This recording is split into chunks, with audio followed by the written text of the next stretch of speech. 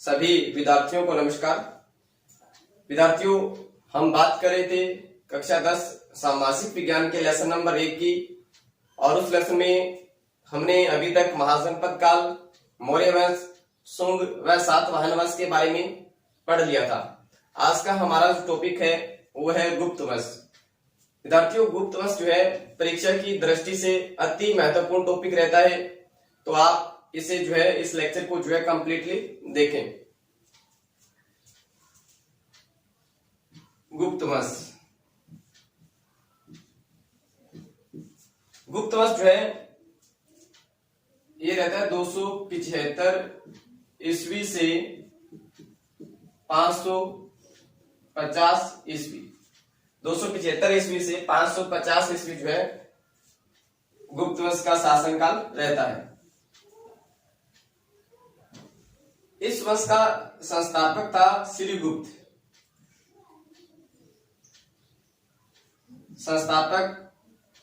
श्रीगुप्त। गुप्त वंश का संस्थापक कौन था? श्रीगुप्त था। विद्यार्थियों, श्रीगुप्त के बाद में जो शासक बनता है प्रसिद्ध, वो बनता है घटोत्कच। और घटोत्कच के बाद में जो इस वंश के प्रथम प्रसिद्ध शासक बनते हैं वो बनते हैं चंद्रगुप्त प्रथम। चंद्रगुप्त प्रथम। विद्यार्थियों, चंद्रगुप्त प्रथम जो है इनका काल रहता है 320 ईस्वी से 335 ईस्वी। 320 ईस्वी से 335 ईस्वी जो है चंद्रगुप्त प्रथम का काल रहता है। इससे 1 नंबर का क्वेश्चन पूछा जाएगा, ये भी ध्यान में रखना है अपने को। चंद्रगुप्त प्रथम जो है सबसे पहले ध्यान रखना है कि ये एक संवत चलाते हैं, कैलेंडर गुप्त संवत, ये ध्यान रखना है। इसके अलावा इनका विवाह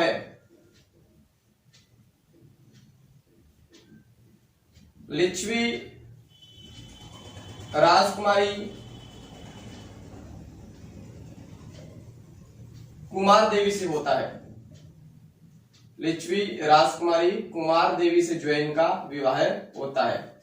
ये 2 फैक्ट जो है हमें इनके बारे में ध्यान रखनी है। ये सबसे महत्वपूर्ण है, इंपॉर्टेंट है परीक्षा की दृष्टि से। चंद्रगुप्त प्रथम जो है इस वंश के प्रथम प्रसिद्ध शासक है। इन्हें इस वंश का वास्तविक संस्थापक भी कहा जाता है, और इन्होंने गुप्त संवत चलाया 319 ईस्वी में, और इनका विवाह जो है लिच्छवी राजकुमारी कुमार देवी से होता है। ये फैक्ट जो इनसे संबंधित हमें ध्यान रखनी है। विद्यार्थी, चंद्रगुप्त के बाद में जो शासक बनता है वो बनता है समुद्रगुप्त। और समुद्रगुप्त से परीक्षा में क्वेश्चन जो है पूछे जाते हैं, रिपीट होते रहते हैं।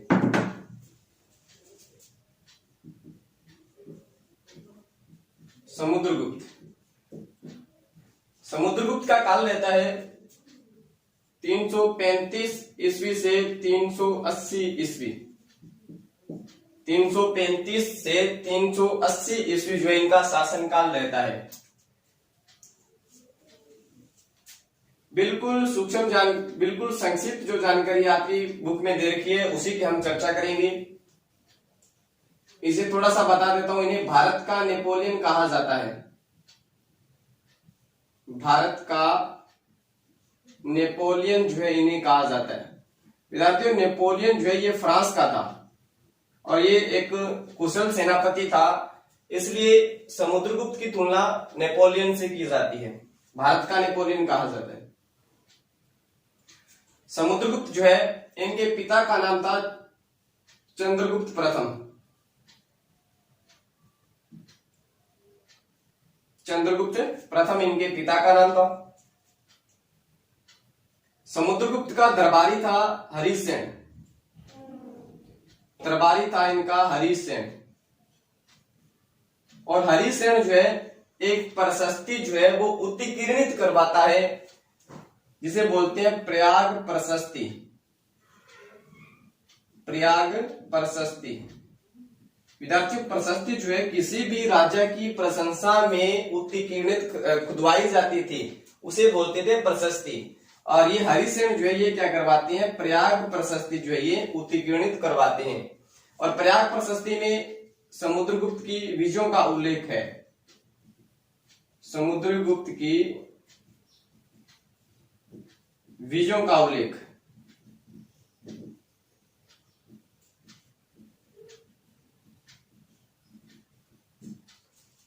किस प्रशस्ति में समुद्रगुप्त की विजयों का उल्लेख है, तो प्रयाग प्रशस्ति। विद्यार्थियों समुद्रगुप्त जो है ये वीणा बजाने,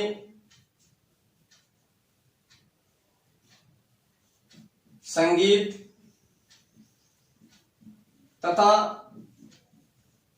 अन्य कई कलाओं में ये निपुण थे। अन्य कलाओं में ये निपुण थे। इनसे संबंधित जो है एक सिक्का प्राप्त हुआ है जिस पर ये वीणा बजाते हुए दिखाए गए हैं। और इनके जो सिक्के थे उन पर अश्वमेध पराक्रम लिखा होता था जो इनकी शक्ति को प्रदर्शित करता है। अश्वमेध पराक्रम, अश्वमेध पराक्रम। इनका जो साम्राज्य है वो 5 भागों में बंटा हुआ था। 5 भागों में हम बांट सकते हैं। पहला जो भाग था वो था गंगा यमुना का दोआब। इसका मतलब है कि गंगा और यमुना के बीच का जो क्षेत्र था उसे बोलते थे गंगा यमुना दोआब। दो आप बोलते हैं नदी को, और दो नदियों के बीच का क्षेत्र जिसमें गंगा और यमुना का ये क्षेत्र भी इनके अधिकार में था। उसके अलावा पूर्वी हिमालय का क्षेत्र ये भी इनके अधिकार में था।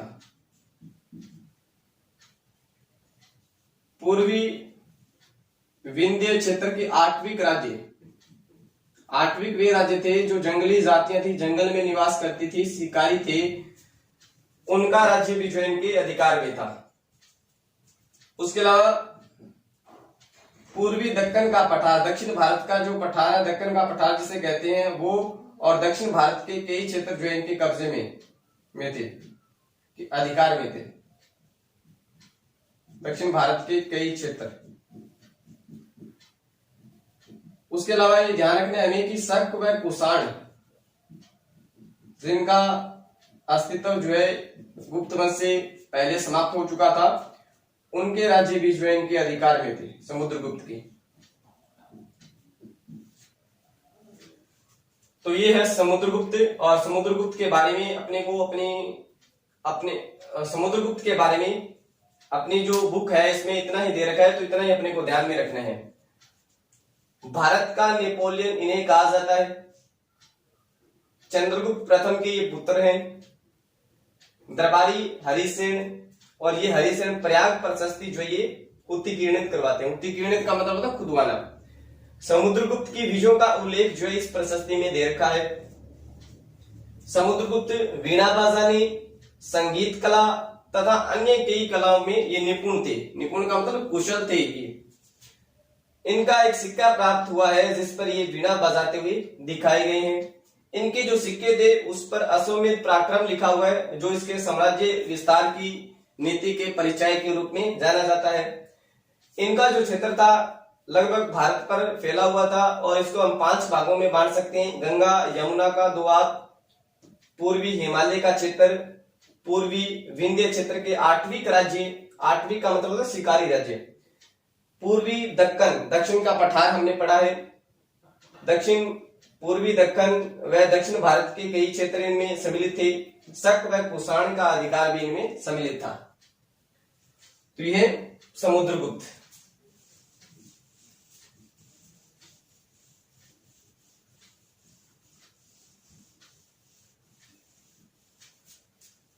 समुद्रगुप्त के बाद में जो शासक बनते हैं वो बनते हैं चंद्रगुप्त द्वितीय।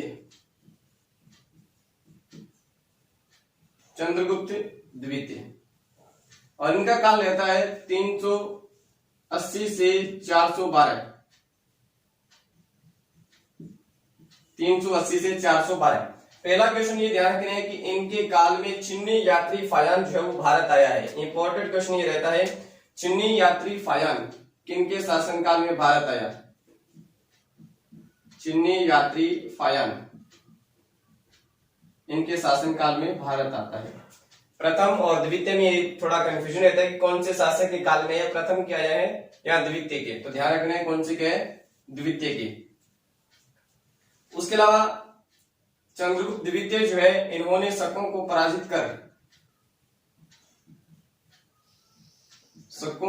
पराजित कर विक्रमादित्य की उपाधि धारण की है। विक्रमादित्य की उपाधि इन्होंने धारण की है। इनकी एक पुत्री थी प्रभावती गुप्त।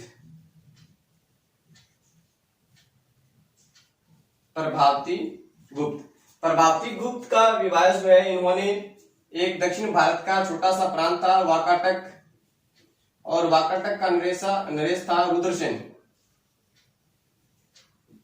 रुद्रसेन से जो है इन्होंने अपनी पुत्री प्रभावती गुप्त का विवाह किया।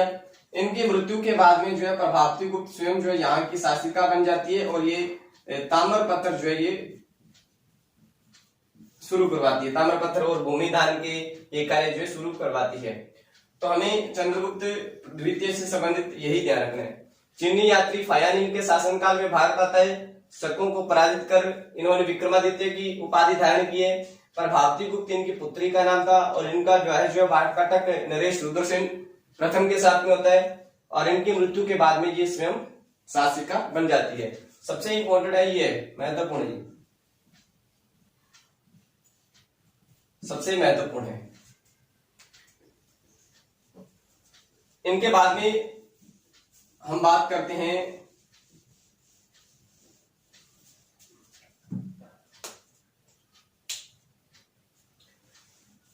कुमारगुप्त प्रथम की। कुमारगुप्त महेंद्रादित्य,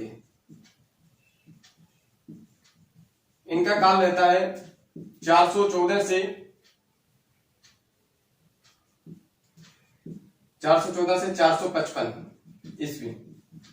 इनके काल का और इनसे संबंधित एक क्वेश्चन ध्यान रखना है, वो रहता है इन्होंने नालंदा विश्वविद्यालय का निर्माण करवाया है। नालंदा विश्वविद्यालय जो बिहार में है वर्तमान में, नालंदा विश्वविद्यालय का निर्माण इन्होंने करवाया है। ये ध्यान रखना है, कुमारगुप्त प्रथम ने या कुमारगुप्त महेंद्रादित्य ने करवाया है। यहाँ 414 है, और हमने 380 से 412 जो है चंद्रगुप्त द्वितीय का काल पढ़ा था। 2 साल का गैप है। इसका मतलब ये है कि बीच के जो शासक कौन थे ये हमें जानकारी प्राप्त नहीं होती है। इनके बाद में शासक बनते हैं स्कंदगुप्त, और स्कंदगुप्त का काल रहता है 455 से 467 ईस्वी। इनसे संबंधित 1-2 क्वेश्चन ध्यान रखने हैं। एक ही ध्यान रखने कि इन्होंने एक झील थी सुदर्शन झील, जिसका निर्माण चंद्रगुप्त मौर्य के काल में करवाया जाता है। सुदर्शन झील गुजरात में है, गिरनार जूनागढ़ में। सुदर्शन झील का पुनर्द्वार जो है इन्होंने करवाया, पुनर्निर्माण या पुनरुद्धार, जीर्णोद्धार ये लिखा जा सकता है, इन्होंने करवाया है। इन्होंने जो है हुणों को पराजित किया है, इसलिए इन्हें हुणों का नाशक कहा जाता है। हुणों का नाशक इन्हें कहा जाता है। हुणों का नाशक इन्हें कहा जाता है। तो विद्यार्थियों ये इंपॉर्टेंट जो अपने शासक थे गुप्त वंश की अपनी किताब में इतने ही दे रखे हैं। उनके बाद में जो हमारी बुक है उसमें गुप्त वंश से संबंधित कला संस्कृति और विज्ञान से संबंधित कुछ एक फैक्ट हैं वो हम बात कर लेते हैं।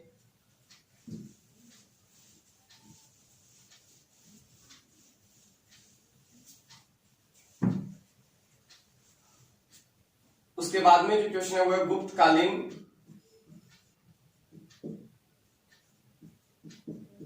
कला व संस्कृति।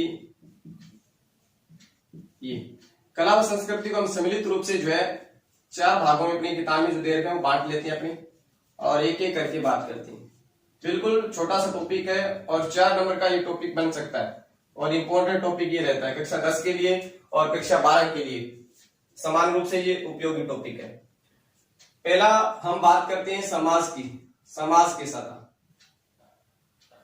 उसके अलावा विज्ञान के क्षेत्र में क्या योगदान था,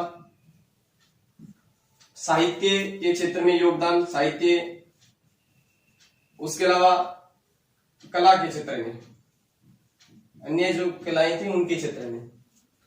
विद्यार्थियों समाज की बात करें तो गुप्तकालीन जो समाज है वर्ण व्यवस्था प्रचलित थी, ये ध्यान रखना, वर्ण व्यवस्था प्रचलित थी। वर्ण व्यवस्था का मतलब था कि ऋग्वेद के अनुसार जो एक मंत्र, ऋग्वेद के पुरुष सूक्त मंडल में जो है 4 वर्ण व्यवस्थाओं का उल्लेख है, जिसमें सबसे सर्वोच्च जो स्थान है वो ब्राह्मण का, उसके बाद में क्षत्रिय का, उसके बाद में वैश्य का, उसके बाद में शूद्र का। और ये वर्ण व्यवस्था जो इस समय प्रचलन में थी। स्त्री शिक्षा का भी प्रचलन था। एक इसमें ये फैक्ट था कि जो धार्मिक करते होंगे, धार्मिक कार्य होंगे, उनमें पति के साथ में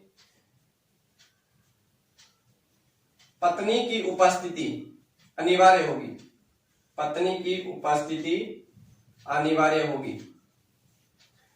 स्वयंवर जो प्रथा थी वो प्रचलित थी, जिसमें स्त्री अपना पति खुद चुनती थी। विज्ञान की बात करें तो इस काल में प्रसिद्ध वैज्ञानिक हुए, जिसमें आर्यभट्ट, ब्रह्महीर,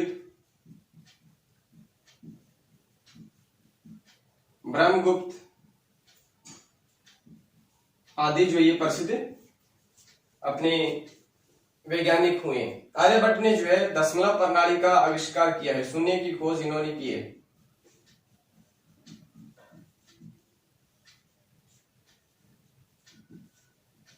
शून्य की खोज।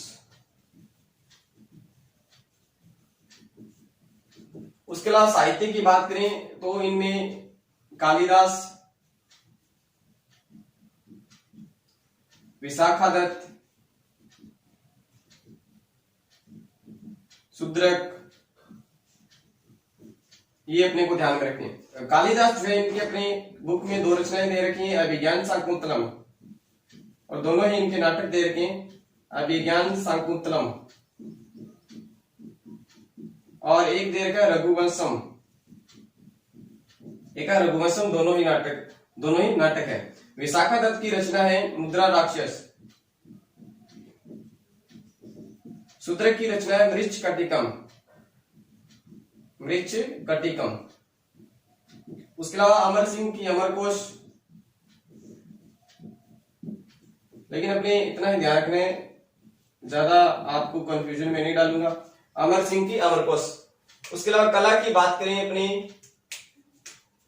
तो कला का जो सर्वश्रेष्ठ उदाहरण है दिल्ली का महरौली लोह स्तंभ यहां का मिलता है, जो ब्रह्महीर ने बनवाया था। ब्रह्महीर की देन है वैज्ञानिक की, महरौली लोह स्तंभ दिल्ली में।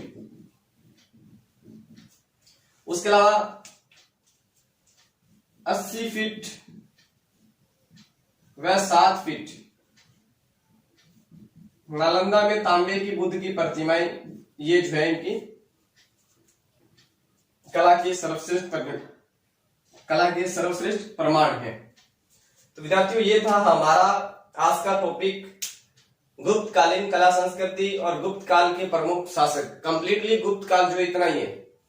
अपनी जो क्लास है, अपनी जो पुस्तक है उसमें छोटा सा ये गुप्त काल दे रखा है, और ये छोटा सा टॉपिक ही अति महत्वपूर्ण है परीक्षा की दृष्टि से। तो आप जो है इस वीडियो लेक्चर को ध्यान से पढ़ें, सुने और लिखें। तो आज के लिए बस इतना ही, धन्यवाद। आगे हम बात करेंगे किसी नए टॉपिक।